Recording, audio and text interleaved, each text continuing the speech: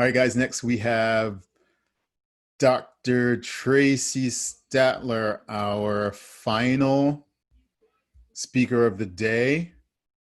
Day 2, another long haul. Thank you guys for being here. Like, I'm looking at the names and it's pretty much all of you guys have been here all day, which is amazing. Traci, where are you at? Let me unmute you. I did it myself, kid. Oh, there we are. You've been around like I think you've been around since I came up. Like that's a long time. You're ancient, or maybe. Thank you. Basically, that's a nice way to say you're old. Yeah. Thank you for being here. Yeah, sports psych for Team USA, amazing, and everyone loves you. And there's a very clear reason why. Thanks, bud. I appreciate it. All right, guys. Can you, I don't know if you can do this or if we can ask everybody to do this themselves. If you are still here, you're still cognizant, and you're still paying attention and you haven't just left the room and left your computer running, go ahead and unmute your video. For those of you that have video, I want to see some faces. It's been teaching like this for a while, and looking at yourself while you're doing this stuff is just crazy. Yolanda, you look awesome. Don't worry about it. It's perfect. This also gives us a sense of who's trying to look like they're paying attention but really aren't here. You go, girl. Good job, Mary.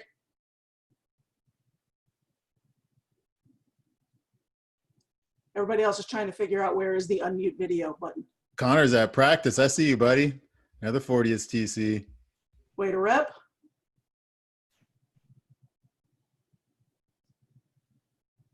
Okay, so for a lot of you, and me included, I've been here pretty much all day listening to some of the amazing stuff going on so far.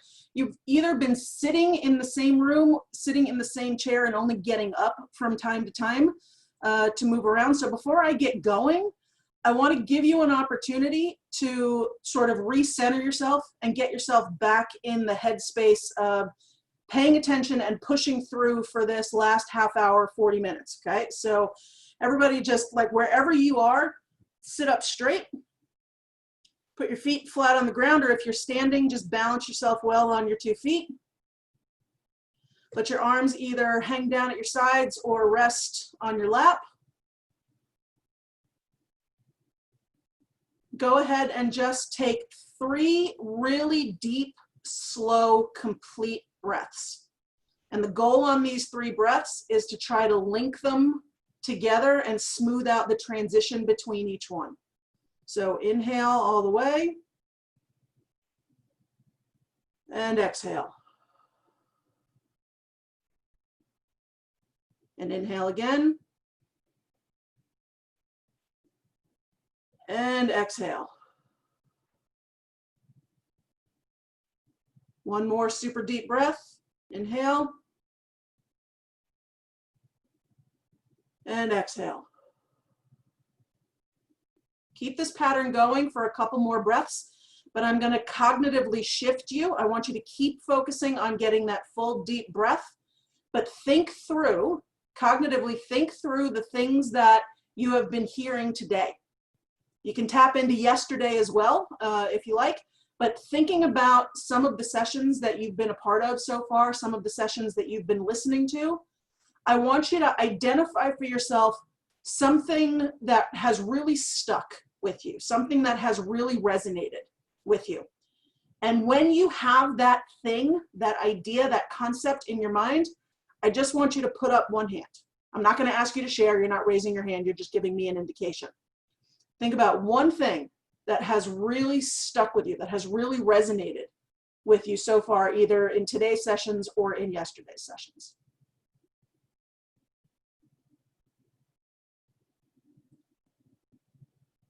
John's either taking notes or he's trying to figure it out. Nah, see, that was pressure right there, man. I tried to get you to put your hand up. Did you really put your hand up because you have one, or did you put your hand up because I called you out on it? No, I had it. I was just taking notes. Okay, cool. Then I'll cut you some slack there. Okay, what I noticed about that, you can put your hands down. What I noticed about that was that everybody took a moment to think, but within about 10 to 15 seconds, everybody but John, who was still taking notes, put their hands up, which means that this stuff is present in your mind. When we choose to be present, when we choose to really put ourselves into the moment that we're in, we can connect to the relevant information that we need really quickly. And that's really important. That's a really important message for any performer, whether you're a thrower, whether you're a student, whether you're an air traffic controller, whether you're an astronaut who just launched into space a half an hour ago. We need to be able to connect to the information that we have in our brains when we need it. And that's essentially what I try to do as a sports psychology consultant, as somebody who works on the mental side of performance. I want to make sure that athletes have, and coaches have within themselves, the ability to connect to the information that they need, to the things that power their why. We had Justin earlier today was talking a lot about your why and finding your why you do stuff. But that build into that motivation when you need it, in the moment that you need it. I'm going to go ahead, if you're not comfortable keeping your video up, you can go ahead and mute your video. If not, I'm going to kind of bounce back and forth between screen sharing and not screen sharing. At the end of my presentation, I'm going to get rid of screen sharing altogether, and I'm going to make everybody unmute themselves so that I can see everybody. But for right now, do whatever you feel more comfortable with. I'm going to go ahead and screen share. Oops. Hang on one sec.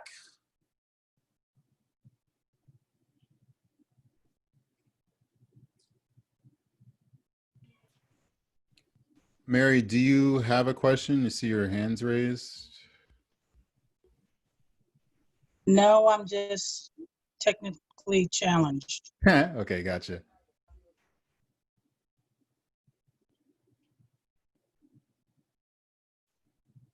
Okay, so let me go ahead and get this thing started. There we go, perfect. All right, so can everybody see my screen all right? We're all good? Perfect, awesome.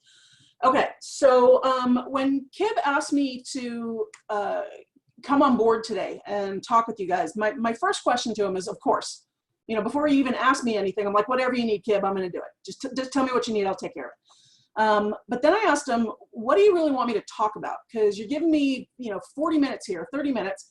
What do you really want me to cover? Because I've been working sports psychology with USA Track and Field, and particularly with throws, as Kib mentioned, for like 2 decades at this point.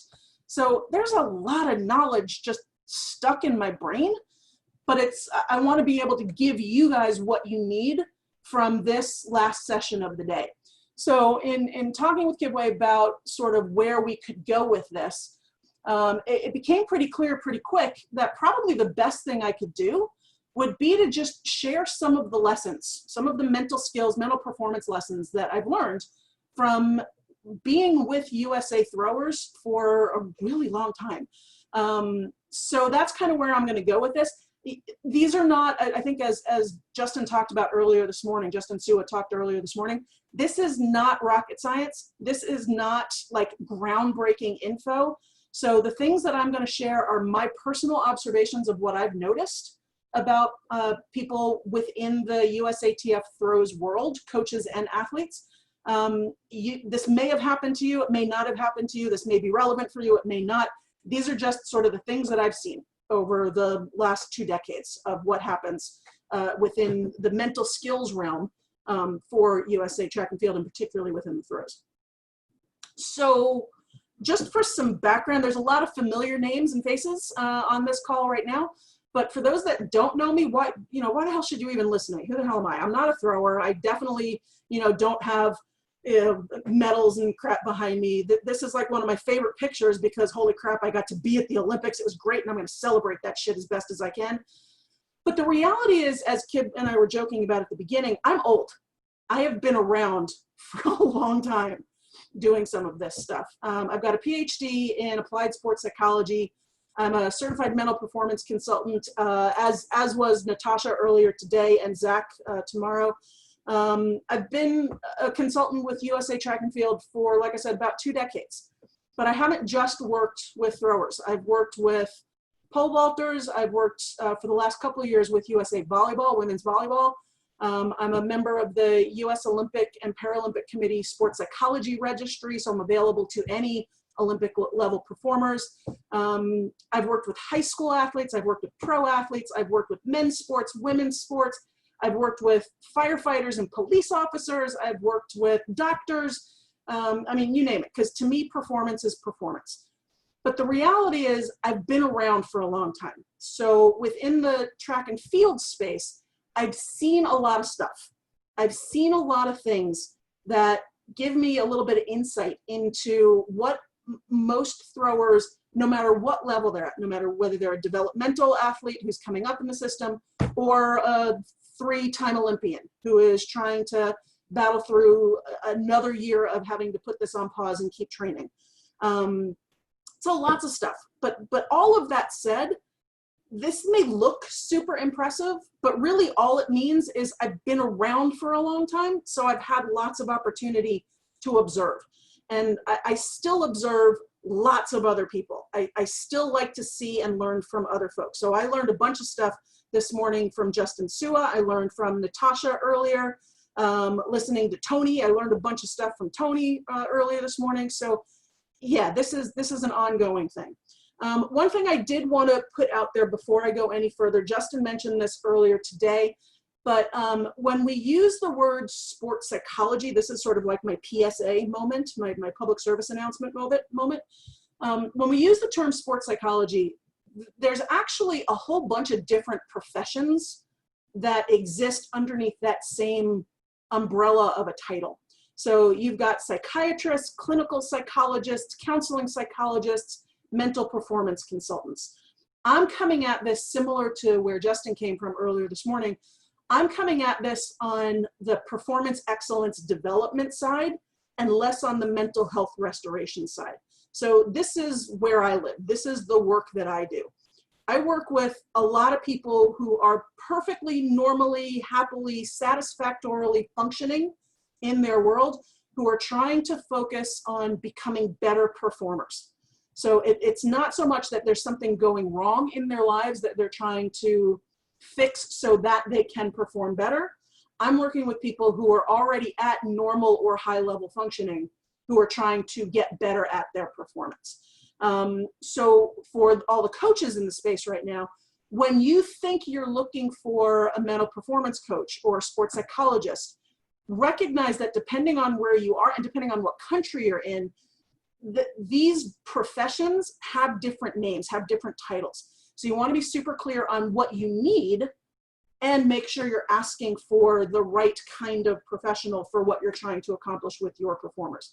Because there's a lot of people who need counseling psychologists, that need clinical psychologists, that need mental health restoration, mental health-based therapy and work.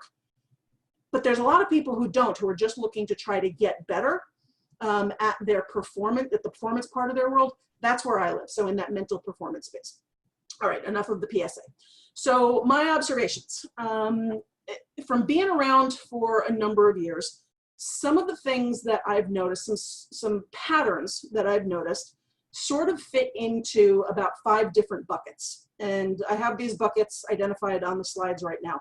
Mindset has been a really popular term lately. It's a pop culture term and it means some different things to different people. I know Justin talked about it. I know Natasha talked about it. Zach's going to talk about it tomorrow. But the mindset of throwers is a little different than the mindset of some other athletes, some other performers. And I mean that in the most endearing and loving way that I can say it. Throwers are different, and that's cool. But you have to recognize where those differences are in order to maximize the sports psychology and mental health services that you're providing for that throwing population. So I'll talk a little bit here about the mindset of throwers and how that difference sort of interacts with the performance space.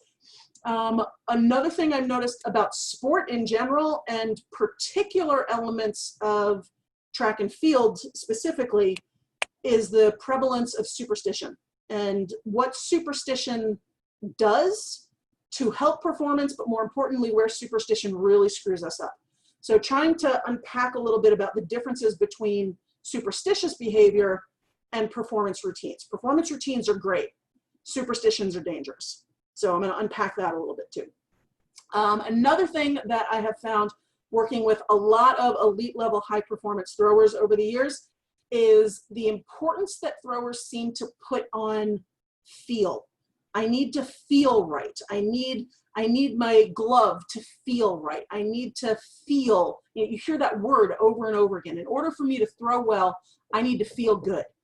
And basically I'm gonna call bullshit on that right from the top. You don't need to feel good. You wanna feel good, that's great.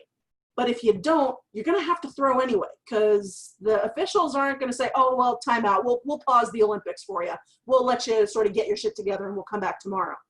You gotta go anyway.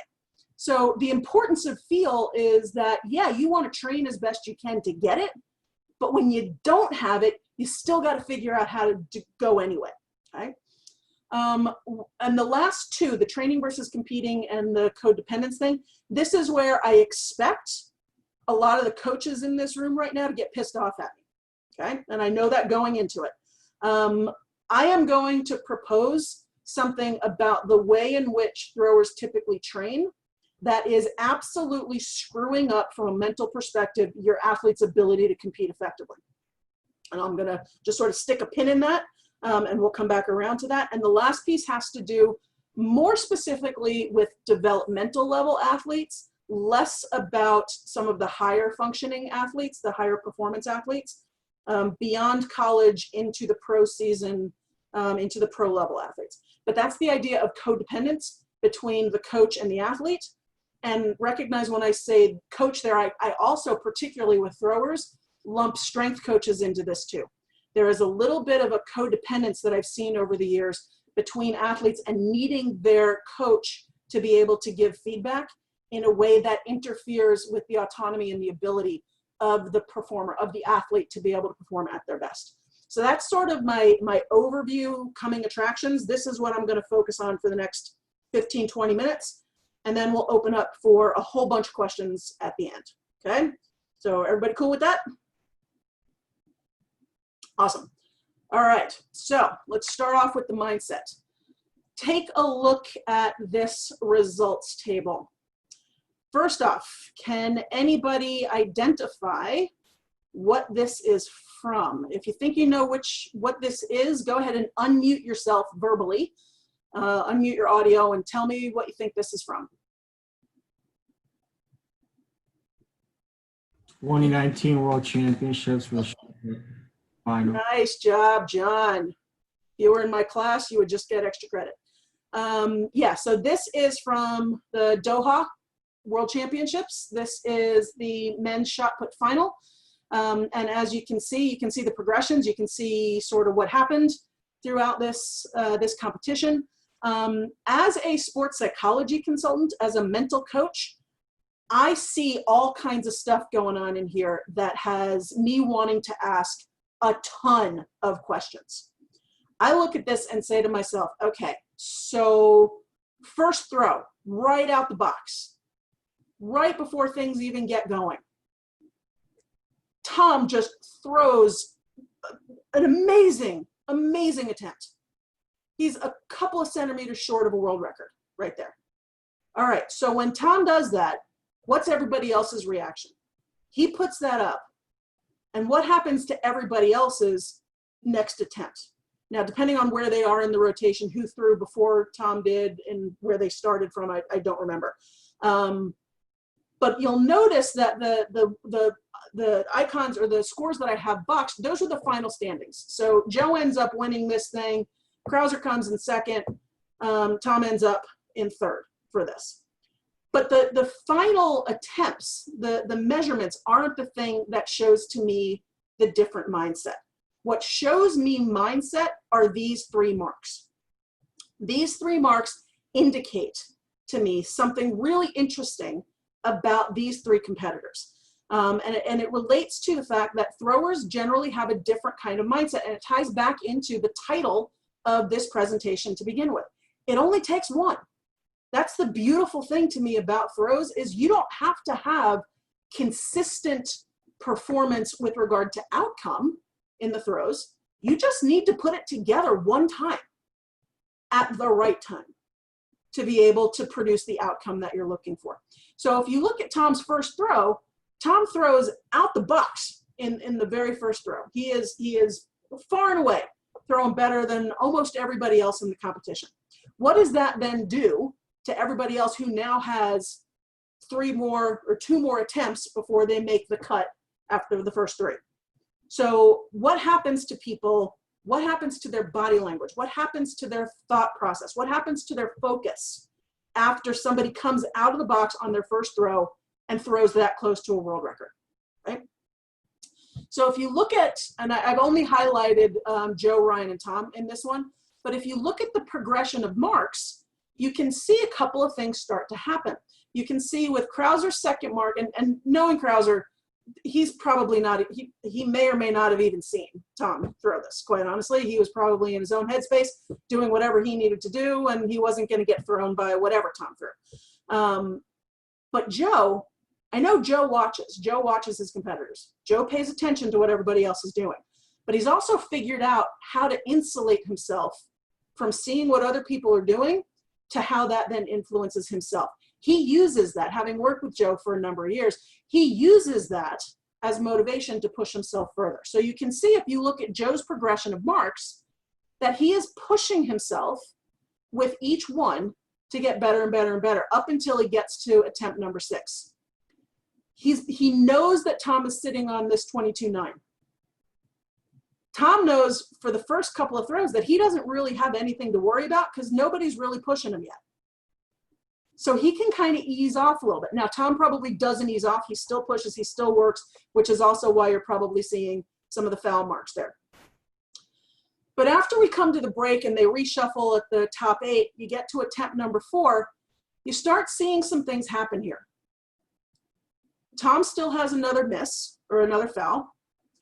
Joe's getting closer. Joe's starting to breathe down his neck a little bit.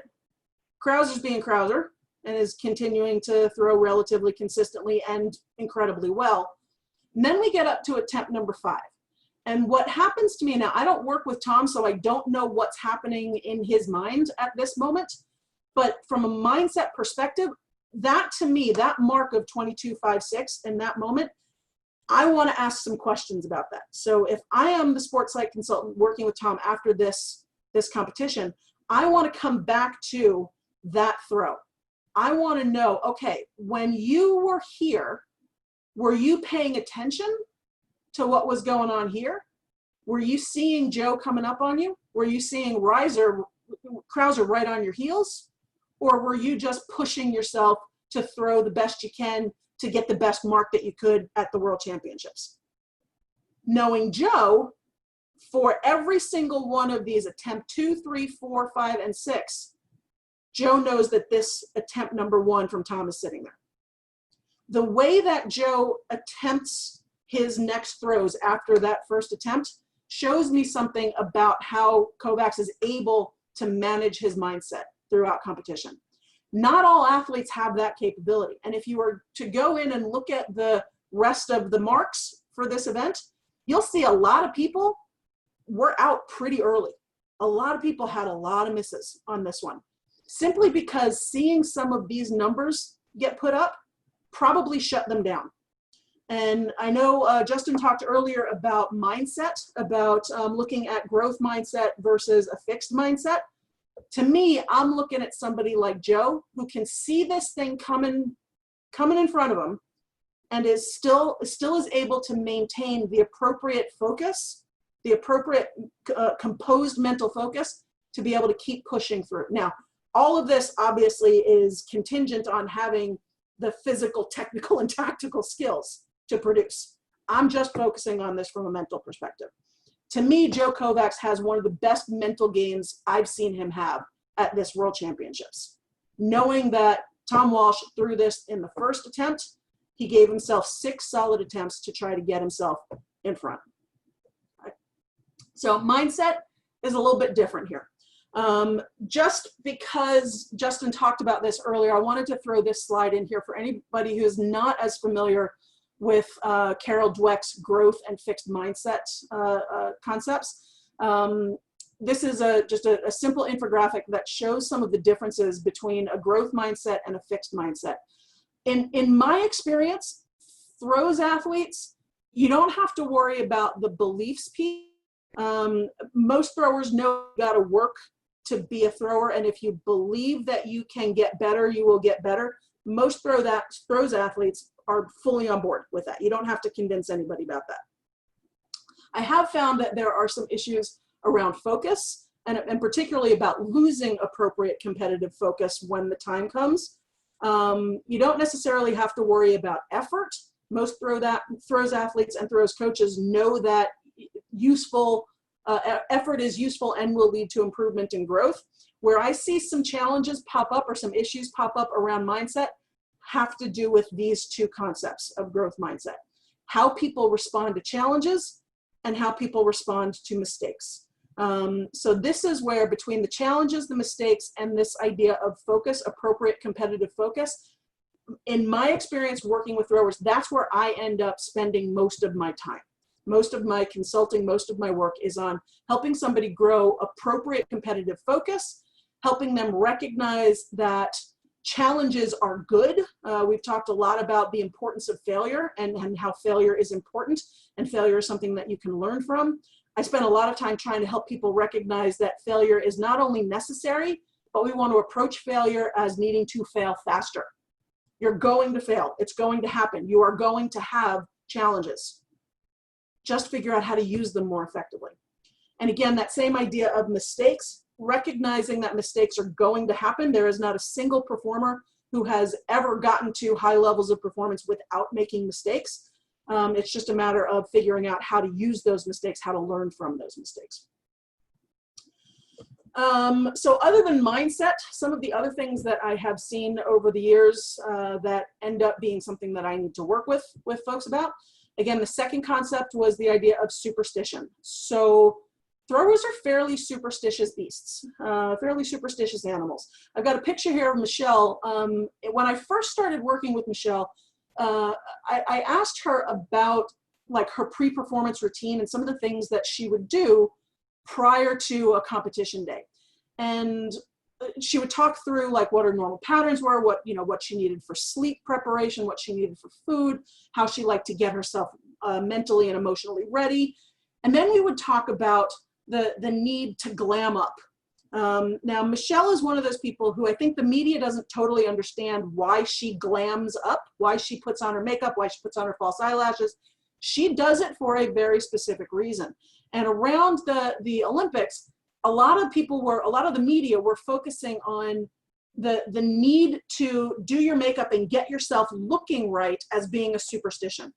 For Michelle, that's not about superstition. That's a routine. And it's something that she does that specifically ties into her being able to build her confidence and her readiness. With throwers, particularly, and with any performance, any skill set that is highly technical, that has a lot of kinetic chain, moving parts, a multitude of variables going on, anytime you've got lots of those variables happening, there is a tendency for the performer to sort of naturally get drawn into the idea of superstitions. Superstitions are the ideas that you need to replicate things that work well in order to generate the same effective behavior or outcome the next time. So if you look at things like athlete characteristics, you look at sector dynamics, you look at like, what does the ring feel like? What does the cage look like? How is the runway feeling for jab throwers? Implement choices, what's your strategy? There's a lot of things that have to work well for a throw to be an effective throw. And I'm not even talking about the technical or tactical stuff. I'm really just talking about sort of what's going on in front of you. The more of those things that you don't have control over, the more of them you want to have control over. So I know Kib and Tony, I think, were earlier talking about like rain and what happens when the weather sucks, when you get out of your normal feeling. The more you don't have control over things, the more you want to find ways to control things. And when you don't have control, you got to find things that you can control. So you can control which sock you put on first. You can control what you have for breakfast.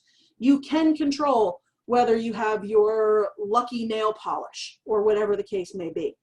The reality, though, is that this leads us away from focusing on the things that we do have control over. You do have control over your attitude. You do have control over your focus. You do have control over your competitive preparation. The more you are putting your focus on controlling something that's generated and based in fear, the less you are focusing on the things that you have control over that are generating an effective performance. Superstitions happen from fear. They don't happen from confidence. So the goal is to take things that help you become a better performer and build those things into your pre-performance routines. A routine is a behavioral action that you do because it provides you with either a physical warm-up or an emotional connection or a mental reminder that helps you be in the performance headspace that you need to be in. If you then, however, are doing things because you are scared of what will happen if you don't do them, that then is a superstition. And if you are acting out of fear of what happens if you don't do something, you are just an example of karma waiting to bite you in the ass, because you don't have control over whether the shuttle schedule is working on time. You don't have control over whether or not the event managers are going to allow your implement for competition. You don't control those things. So the more you build your confidence and your belief system around these things that are outside of your control, the less actual control you have to perform well. So my goal with throwers was always to get them away from believing in the superstitious elements of performance prep and putting more weight into what is effective, rational, necessary performance prep. That's your routine. That's your performance routine. All right, the third thing that I have observed over time, again, is this idea of feel and how important it is to be able to feel good when you compete. I spent a lot of time talking to Kara Winger over the years about what she wanted to feel like going to competition. And one of the most impactful things I think that resonates with a lot of the jab throwers that I've been able and have been lucky enough to work with is that it doesn't necessarily, you're not necessarily going to feel good, particularly with jab. You never feel good. You're always nursing an injury. You're always hurt in some way. Something always aches. So trying to get yourself to feel good, to feel ready, it's this really elusive thing that's out there in front of you that you may or may not ever get to. So we've got to sort of reel back on the importance of feeling good to be able to perform well. You don't have to feel good to perform well.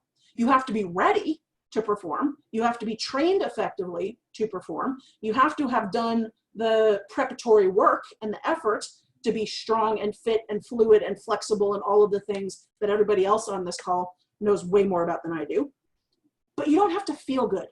Feeling good is overrated. Kind of like what Justin talked about this morning about confidence being fickle. I would argue that feel is fickle as well. I don't give a shit about how you feel. Feel like shit and go anyway. Embrace how much it sucks right now. When the weather is terrible, you need to react with a good. That means everybody else is going to freak out about this and I'm ready to go. So I don't care if you're not feeling it. You got to go anyway. So we've got to build this into the training that we do with throwers. You're not going to find good feel every day in training. And I would argue that the days that you're not feeling it, and this is a little bit of what Ryan was talking about earlier this afternoon, when you're not feeling it, that's exactly when you need to commit to what you're doing. That's exactly when you need to work through it, as Kib was talking about right before this session. You're not feeling it, figure out how to go anyway. Feel like shit and throw anyway. Because the reality is the competitions aren't going to wait for you. You've got to figure out that feeling right, feeling good, feeling ready, that's overrated. You've got to get yourself prepared and confident enough to be able to step into that sector, to be able to step into that ring or step onto the back of that runway and know that no matter how you feel, you are going to give the best performance that you can give in that moment. If you don't have 100%, you can't get focused on the fact that you only feel like you've got 70%.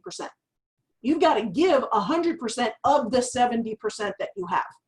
That's what your goal is.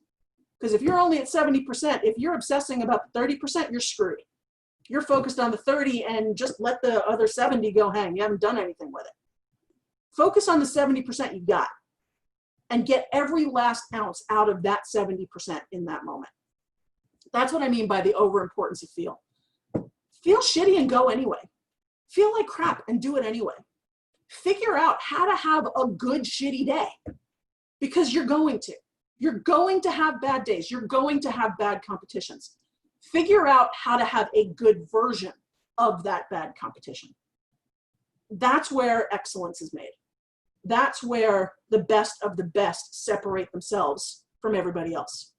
You are not such a shitty athlete. For everybody that you guys are coaching right now, you are not such a shitty athlete that you need everything to feel good to be able to throw well. You have enough wiggle room within your own capability to feel a little bit off or to feel a lot off and still throw effectively. That's the beauty of the throws, is that there is some space for compensation and adjustment.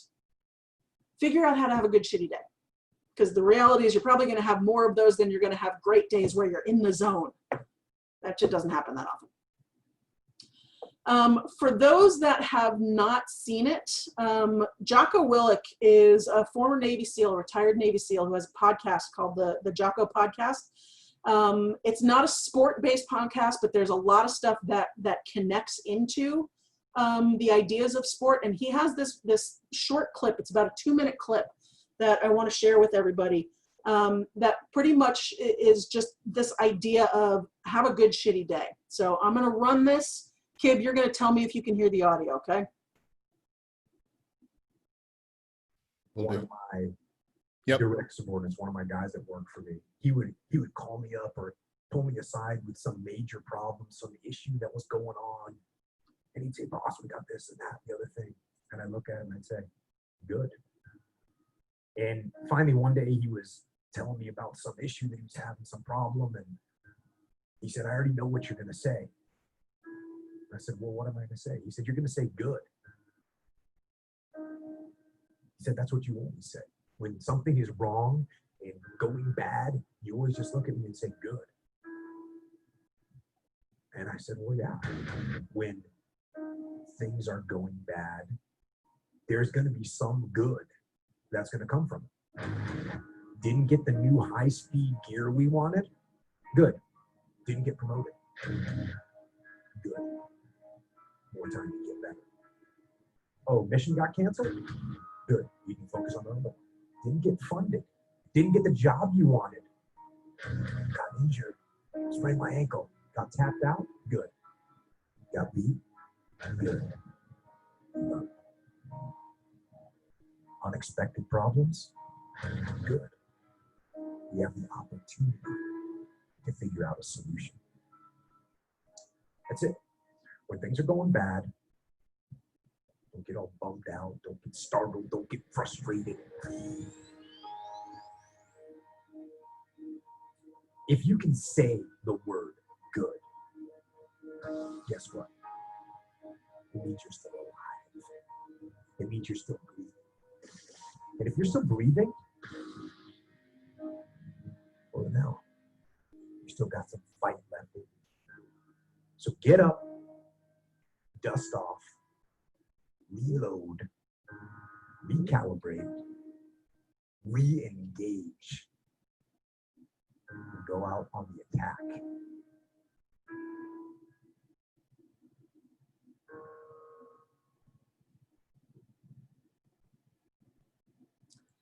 So yeah, I love that video for a variety of reasons, but that's really become one of my major go-tos. Is you feel like shit? Good.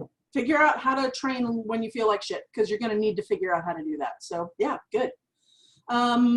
This is one of the last two concepts before I want to open up for a couple questions. But the idea of training like you compete is really, really critical. And Every sport deals with this. Think about the way that throwers train. Think about like a typical training day. Think about the training loads. Think about the repetitions. Think about how much you're creating this experience of what a throws practice feels like. Okay, you got an image of that in your head. Now image a throws competition. Those two things do not look alike in most circumstances. We spend a lot of time in practice, in training, doing heavy repetitions, doing partial movements, doing over and over and over again right after each throw attempt. That's not what happens in competition. So we're training people in training to expect and respond to a certain kind of performance. So Kid, when you and Ryan were joking earlier about, you could throw this in practice and then you would throw this in competition. Well, yeah, no shit. Because you're not competing in the same way that you're training. We've got to do a better job of making training sessions, at least sometimes, look like and feel like competition sessions. Because if we never teach people how to compete, they're never going to know how to compete. If we never train people to know what it feels like to warm up, go to the call room, sit, walk to the holding area, warm up again, wait, take another throw or two, line up for intros, maybe take one throw, and then sit and wait for 20 minutes while your time comes back around again. If we never train that experience, how the hell are we expecting anybody to be able to handle that cognitively? Talk about competitive focus. If we never practice needing to have that kind of sort of roller coaster of, I need to focus here and then I can let my focus down. And then I need to ramp it back up and then I need to let it come back down again. If we never train to compete, how do we expect to compete effectively? So my challenge, and this has been sort of my podium for a long time with USA Track and Field for every event, every discipline, is that we need to do a better job as coaches at training people the way that we're going to compete. So it is not a good use of field time. I get that. You're going to take 7 throws with some throws to warm up with and maybe a couple of cool downs. That is not a good use of training days. But every now and then you got to practice that. Because if you never work with your athletes on figuring out how to handle that shift of attention and that shift of building intensity, then how do you expect them to be able to make it work on competition day? So that's, to me, that's a big thing that, if you learn nothing else from this session, think about how you structure your practices, think about how you structure your trainings, and maybe like once or twice a month, and maybe ramp it up into when you get into competition season, when we're eventually all allowed to do this again. Building in some practice competition and set up the competitions like regular competitions to train people how to handle that. My last sort of cautionary tale, and I wanted to find a good picture of a female hammer thrower in talking about this. What I want people not to think is that I am saying that Deanna is codependent with JC. That's not what I'm talking about by choosing to put this picture up here. This is just a really good picture of a coach working with a thrower in that moment. But coaches need to work at promoting and teaching athlete independence. At the higher levels, particularly beyond college. So when you're getting into the pro levels, the pro athletes that I've worked with on this is not a problem because they've had to figure out how to do this anyway, because of the sort of the different nature between developmental throwing, high school throwing, college throwing, and then what happens when you get to the pros. When you're at those developmental levels, there's a lot of, the athlete has a question, the coach gives the answer. The athlete does something, the coach responds. And you get into this codependent cycle where the athlete loses their ability to effectively cognitively process and make decisions for themselves. And then they become dependent on the coach. And then what happens is you get to a competition where the coach either can't get a credential, or as Kid was talking about at some of those European meets where you're, a football field away, even if you have a credential, you can't communicate effectively with them. You won't be able to give really effective coaching in that moment when it matters. We need to do a better job as coaches at promoting that independent. Athletes have a tendency, particularly if there's a fear component going on with them, if the predominant emotion that they're dealing with is stress, fear, frustration, anxiety, lack of confidence, they're going to become over-reliant on you as their coach. You've got to train them, or we've got to train them to, instead of the first gut reaction being look to coach for an answer, the first gut reaction has to be, okay, let me cognitively think about this a bit. Let me see if I can come up with what I think I need to do. And then maybe what coach does is ask, okay, what do you think you need to do? Before the coach then tells them how to fix that. So creating athletes who are better critical thinkers, who are able to process and manipulate the information that they have more effectively. Because if not, this is going to be incredibly debilitating. This is going to be really challenging for them when and if they get up into that higher level of competition, where you may not have a coach who can travel with you. You may not have a coach who can be with you for a world championships, an Olympics, a diamond league, whatever the case may be. Right? All right. So to summarize, I've renamed some of these things, but this is essentially the takeaways. We need to do a really good job of training effective competitive focus, helping athletes recognize what they need to focus on and when they need to focus on it.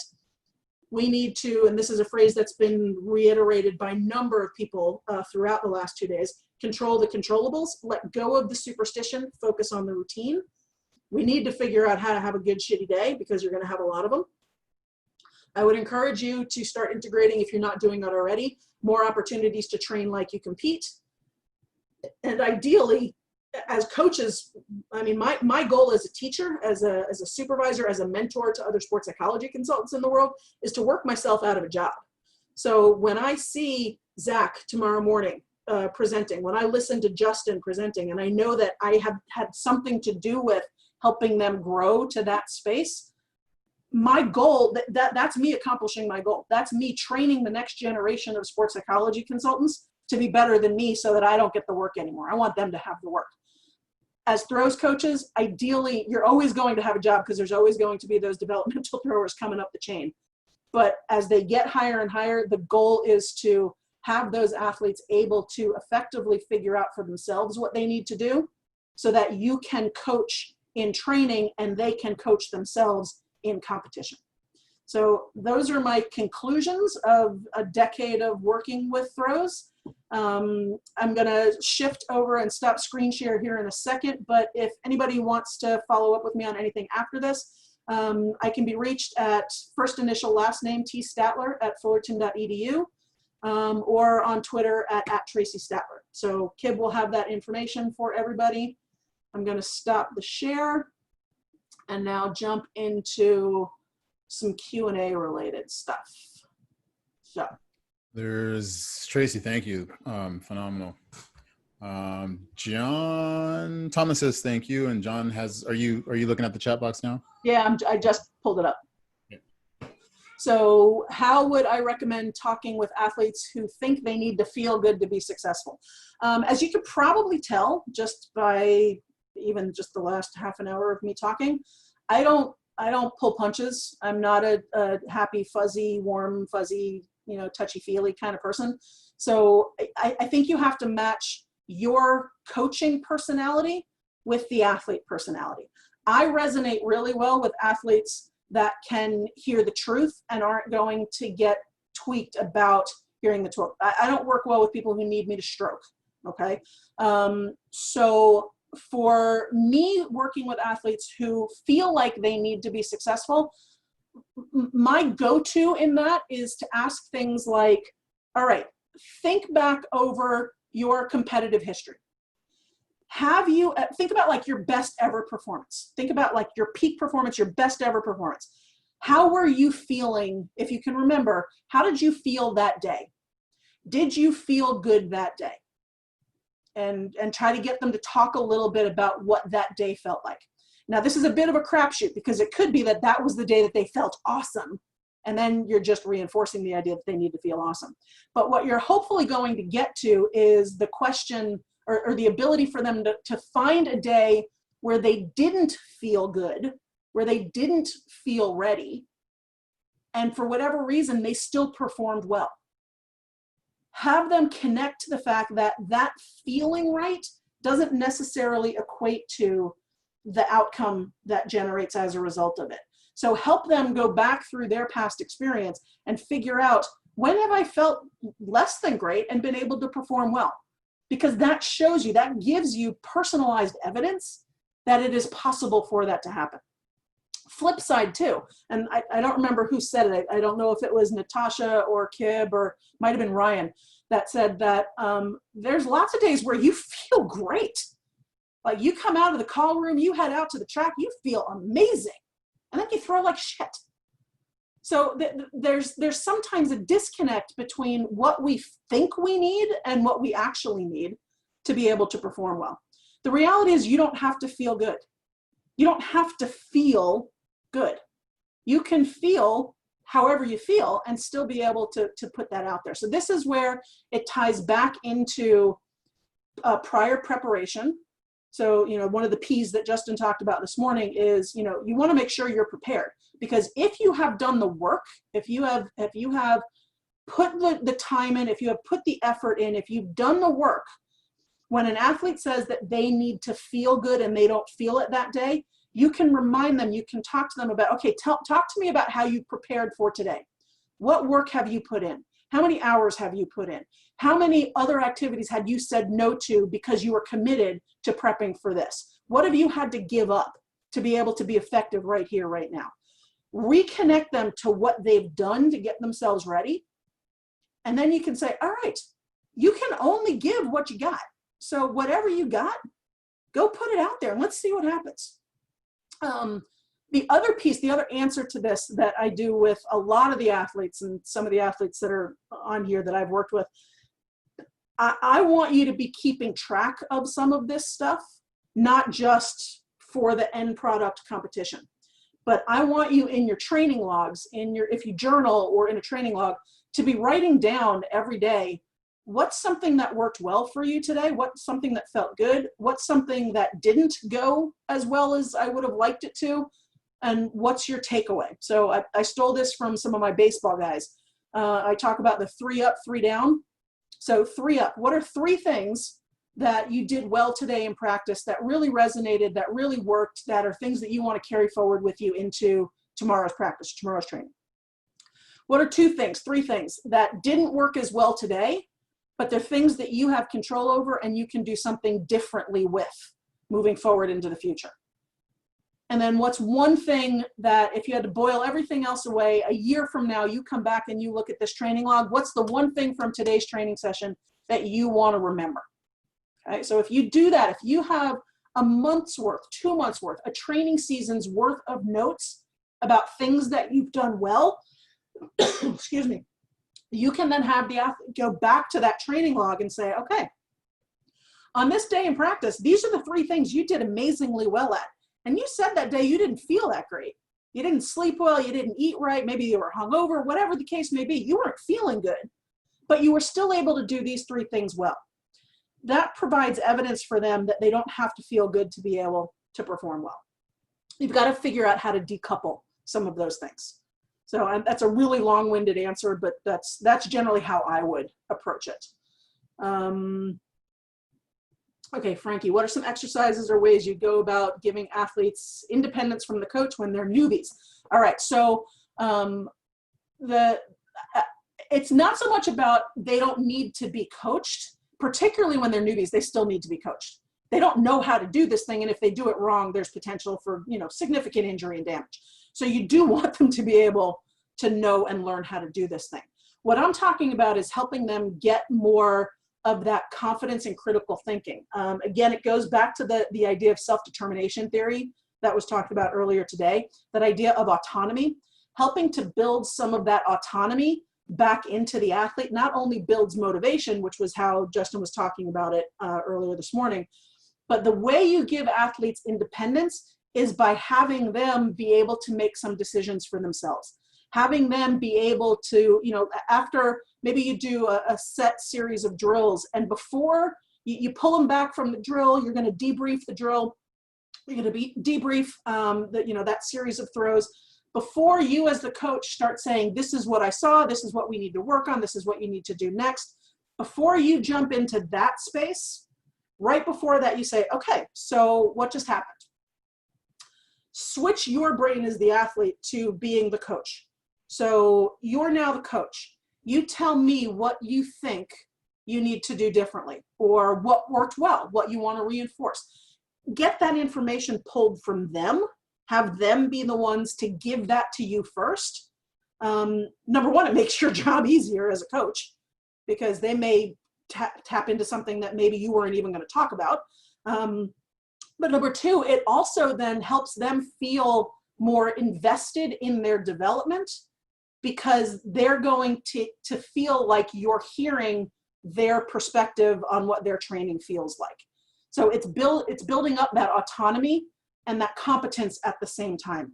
That's what I mean by developing some of that independence. They're still going to need coaching, but you want them to not be debilitated if they can't hear from you in the moment that they feel like they need to hear from you.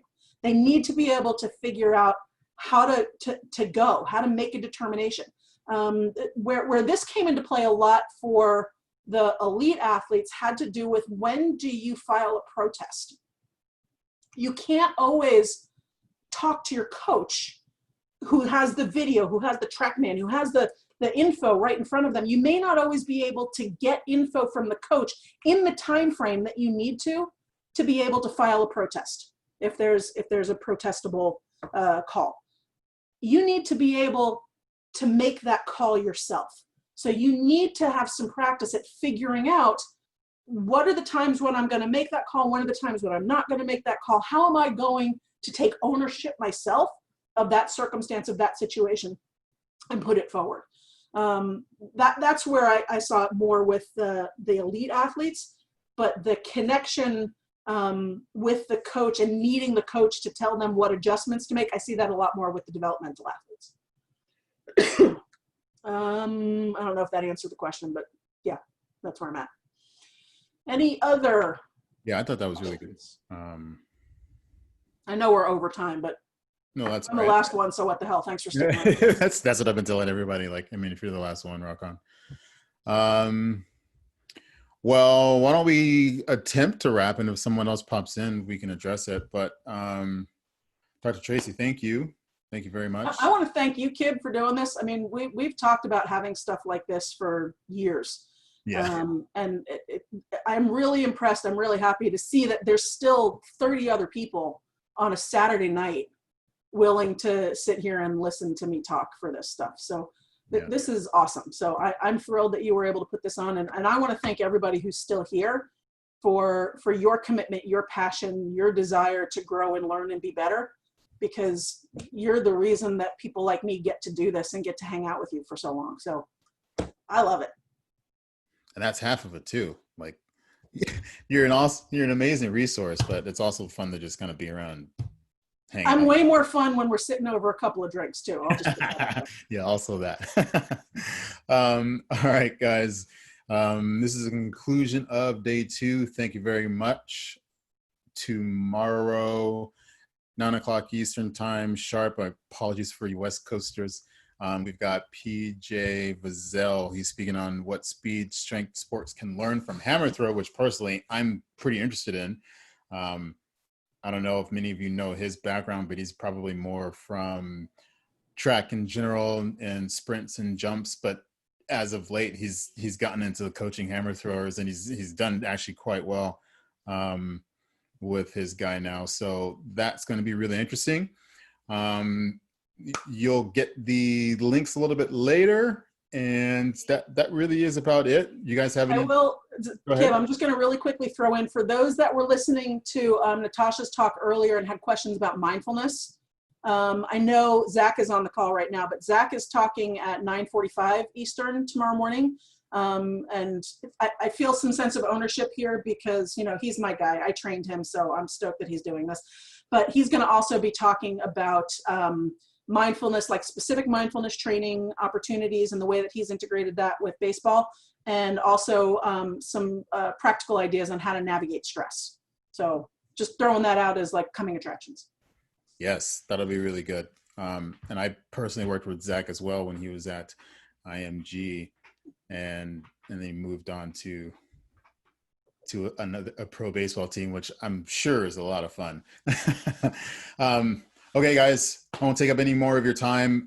Enjoy the rest of your Saturday. Thank you again for being here, and we'll see you bright and early. Cheers, guys. Thanks, Tracy. Was that kind of what you had in mind? Yeah, perfect. Yeah. It was a little fuzzy at the beginning, but we got there. Well, and actually, here, let me stop the recording.